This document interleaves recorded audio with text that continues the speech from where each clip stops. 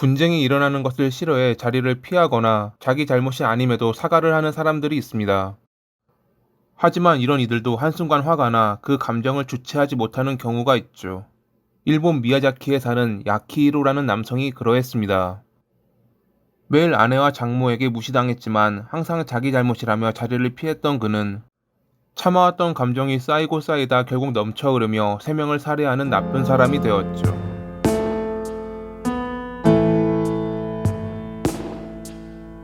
1988년 2월에 일본 후쿠오카현 부젠시에서 장남으로 태어난 아키히로는 주변 사람들에게 사랑받으며 자란 남성이었습니다. 산간의 작은 마을이었기에 이웃들 간의 정은 남달랐다고 합니다. 그는 어렸을 때부터 사람들과 다툼이 일어나는 것을 꺼렸고, 그렇기에 자기 잘못이 아니라고 해도 사과하는 스타일이었습니다.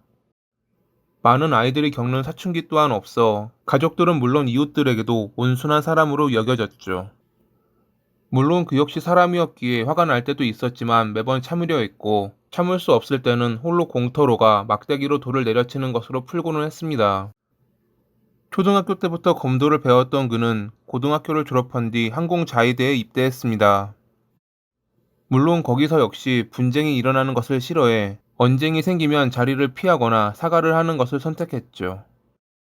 당시 동료들은 그를 온순하고 성실하며 마음씨가 착한 사람이라고 기억했습니다. 그런 그도 스트레스가 쌓이면 풀 곳이 필요했습니다. 예전에야 막대기로 돌을 내리치며 풀었지만 여기서 그러기에는 보는 눈도 있어 그러지 못하고 있었죠. 결국 그가 선택한 것은 인터넷 채팅이었습니다. 그렇게 자주 만남 사이트에 접속해 여성들과 대화를 나눴던 그는 어느 날 쿠미코라는 여성과 만나게 됐고 사랑에 빠졌습니다.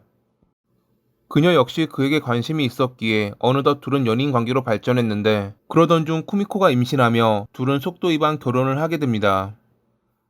결혼한 뒤 그는 항공자위대를 그만두고 미야자키현에 있는 한 건설회사에 들어갔습니다. 자위대에서 열심히 하긴 했지만 자기 성격과는 맞지 않다고 느끼던 차에 갑작스러운 결혼으로 마음을 잡고 집에서 가까운 회사에 들어간 것이었죠. 당시 아키히로의 직장 동료들은 그를 성실한 일꾼, 안심하고 작업을 맡길 수 있는 사람이라고 평가했습니다. 하지만 이런 그를 좋지 않게 보는 이가 있었습니다. 그것은 쿠미코의 어머니, 즉 그의 장모인 타카코였죠. 그녀는 그가 항공자위대에서 근무했기에 결혼을 허락했던 것이라며 너 때문에 딸이 신세를 망쳤다는 말을 자주 했다고 합니다. 그가 가난한 시골 출신에 돈이 없어 딸과 결혼식도 올리지 못했기에 그녀의 원망은 더 심했을 것입니다. 사소한 것 하나부터 시작해 매번 아키히로를 질책하던 타카코는 네가 자위대를 그만둘 때부터 마음에 들지 않았어라고 직접적으로 말하기도 했죠. 타카코와도 함께 살았기에 그녀의 쓴소리를 피할 수도 없었던 아키히로는 매번 자기가 돈이 없어 죄송하다는 말로 자리를 피했습니다. 2009년 말에 장남이 태어났지만 상황은 크게 달라지지 않았습니다. 오히려 입 하나가 늘며 지출 또한 늘어나자 아키히로는 아내와 장모에게 더 들들 볶여야 했죠. 그는 당시 하나로 약 180만 원의 월급을 받고 있었는데 자동차 할부금 및 여러 비용도 있었기에 월급만으로는 빠듯했습니다. 타카코가 생활비를 조금 보태긴 했지만 그걸 더한다 하더라도 한 집에서 4명이 살아가기에는 부족했을 것입니다. 물론 생활비와 함께 오는 남자 구실도 못한다는 등의 비난은 아키히로가 참아야 할 부분이었고요. 그의 본가에서 자주 쌀과 채소 등 여러 식료품을 보내주었지만 타카코는 너희 가족은 해주는 것이 없다라는 말을 했고, 한 번은 아키히로의 부모님이 손주를 처음 보러 왔을 때 가져온 옷이 너무 낡았다며 너희 부모님은 왜 왔냐? 새 것을 안 사오다니 비상식적이고 더럽다와 같은 말을 하기도 했다고 합니다. 항상 집에 가면 이러한 폭언에 시달렸던 아키히로는 충돌을 피하고자 퇴근한 뒤 저녁 11시까지 차 안에 있다 들어가기도 했습니다. 당시 그는 자신이 받은 스트레스를 온라인 채팅으로 풀고 있었는데, 이를 알게 된 아내 쿠미코는 언제든 이혼해주겠다라는 말을 하기도 했죠. 아침 일찍 출근, 퇴근 후에도 내 집에 마음대로 들어가기 힘든 상황, 그의 심신은 날이 갈수록 피폐해지고 있었습니다. 그런 그가 결국 참지 못하는 일이 발생합니다. 2010년 2월 23일, 이날 아키히로는 아이의 첫 명절을 본가에서 보낼 것이라 말했는데 타카코는 말이 되는 소리를 하라며 그의 머리를 때렸습니다. 해준 것도 없는 본가에 뭐하러 가냐는 장모의 막말에 아키히로는 처음으로 그녀와 말다툼을 벌였죠. 딸과 이혼하고 싶으면 해라. 하지만 위자료는 거액으로 받아내겠다라는 말과 그 뒤로 이어진 아키히로의 가족, 이웃에 대한 비난은 그를 분노케 했습니다. 자기도 말이 심하다고 느꼈는지 다음날 타카코는 아키히로에게 사과했지만 이미 그동안 쌓여왔던 것이 많았던 그는 결국 결단을 내렸습니다. 그녀를 살해하기로 말이죠. 2010년 3월 1일 새벽, 그는 범행을 저질렀습니다.